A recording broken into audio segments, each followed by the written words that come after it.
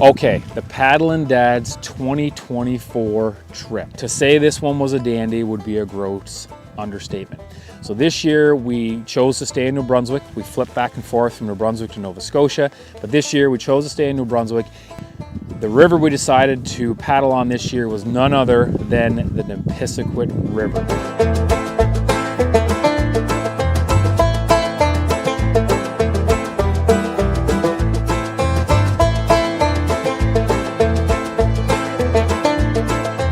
Shuttled up to Mount Carleton, which was the starting point, unpacked the gear and put in Bathurst Lake, and it was a short jaunt down the lake and we were into the official headwaters of the Nepisiguit,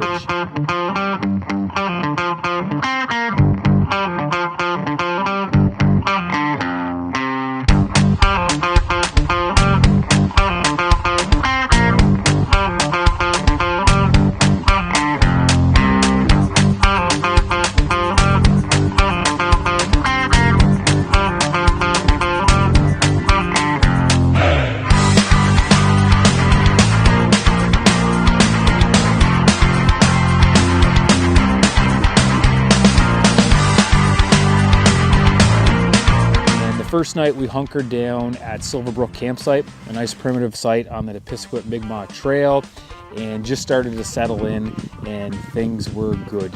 Fishing was good, we started to relax and disconnect from the modern world.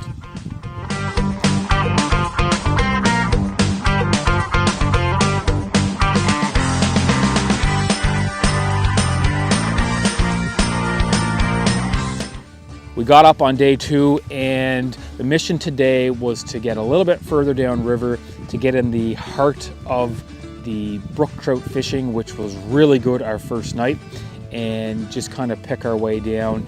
And it really was something special, working our way through that old mountain range, and just as you're going, the fog is lifting up on the river. Rob and I saw moose when we were fishing, and it was just, you felt really isolated and disconnected.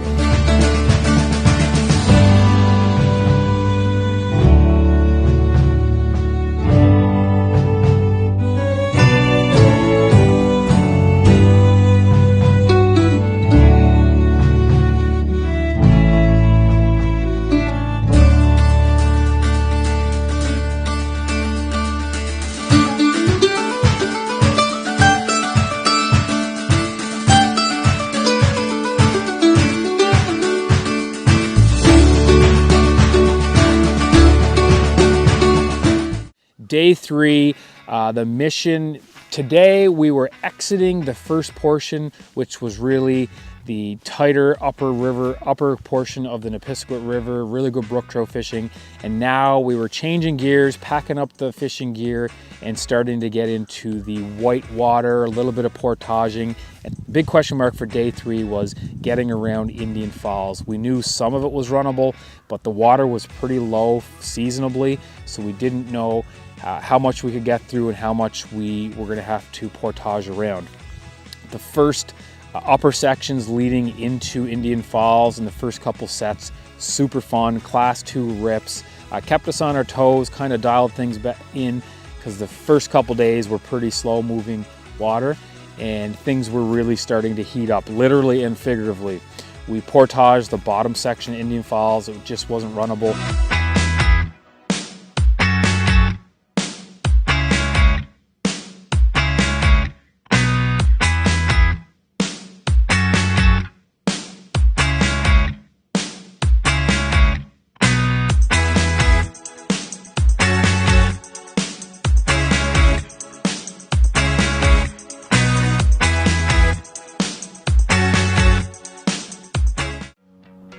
So day 4, we woke up and today's mission was to get, we did have a little bit of a time constraint on us. Our shuttle driver, Dale, our good buddy, he was meeting us above the hydro dam at Nepisiguit Falls. So you can only paddle so far and then you do need to portage around. So we did have to get there for 2 o'clock because we didn't want him to wait too long because he was very gracious in agreeing to come up and meet us and shuttle us around the dam. And the big thing today was the narrow. This is a class 2-3 for sure. We had to pick our lines a little bit cleaner.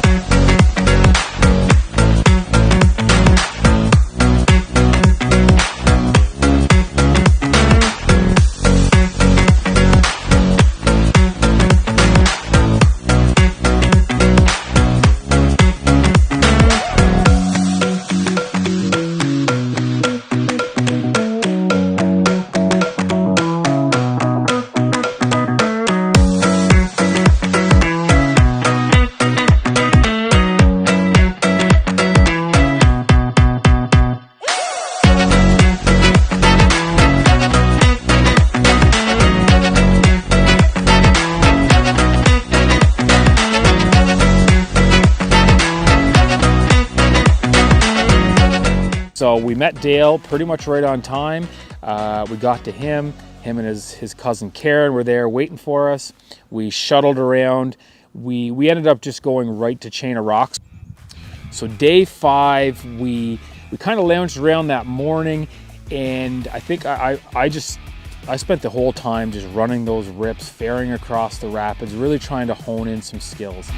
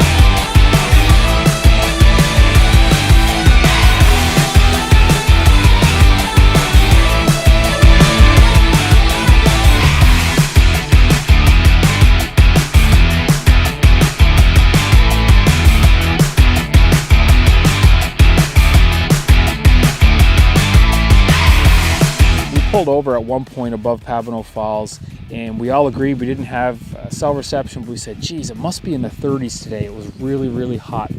We found out after the fact from our friends in Bathurst who ended up shuttling our trucks up to the takeout that it actually was, in fact, the hottest day in New Brunswick history. It was a whopping 46 degrees with the humidity. We didn't really have an endpoint in line. The biggest obstacle for this was Paddlin Falls, which is an unrunnable section of the river that literally people have died going through. Some whitewater kayakers, I believe, do run it in certain conditions, but obviously not safe for a canoe.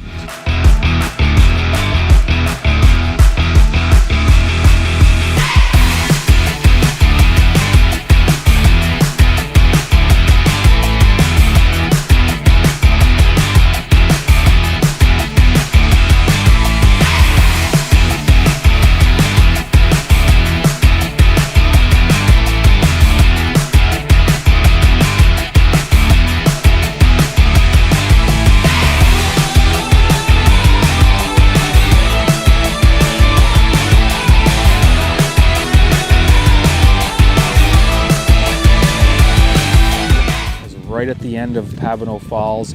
It wasn't a marked campsite, but it was a great flat spot tucked in just after a couple rips below Paddlin Falls. So we all agreed it's probably best to hunker down, hydrate, and get ready for the next day, which was our last full day on the trip, and there were still a couple unknowns.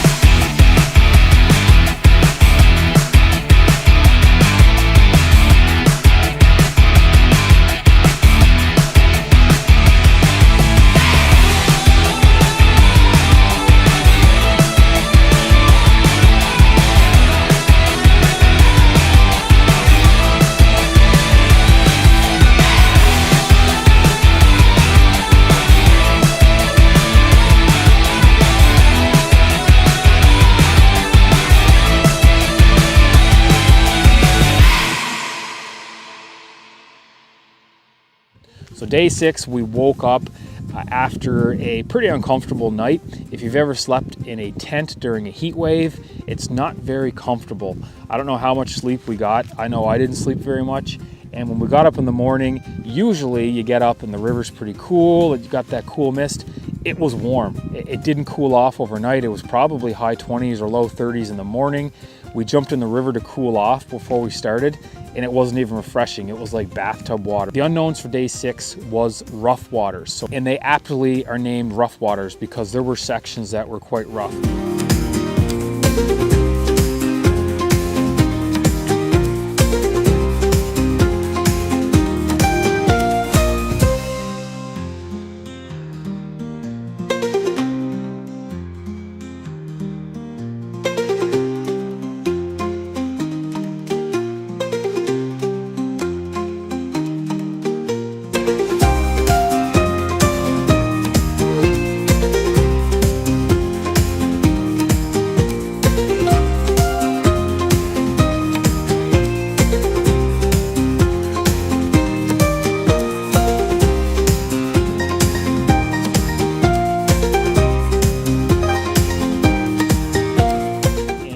A big concrete dam 3/4 the way across the river, and there was just a chute down the middle that was not runnable for us, so we had to scale our canoes and gear over the concrete barrier. But the good news is it was just around the corner, our takeout spot.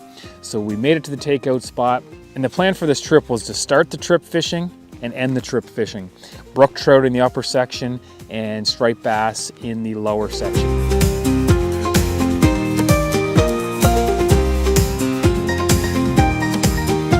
Paddlin dads crossed off another river system, and we're getting excited for the next adventure to come here in 2025.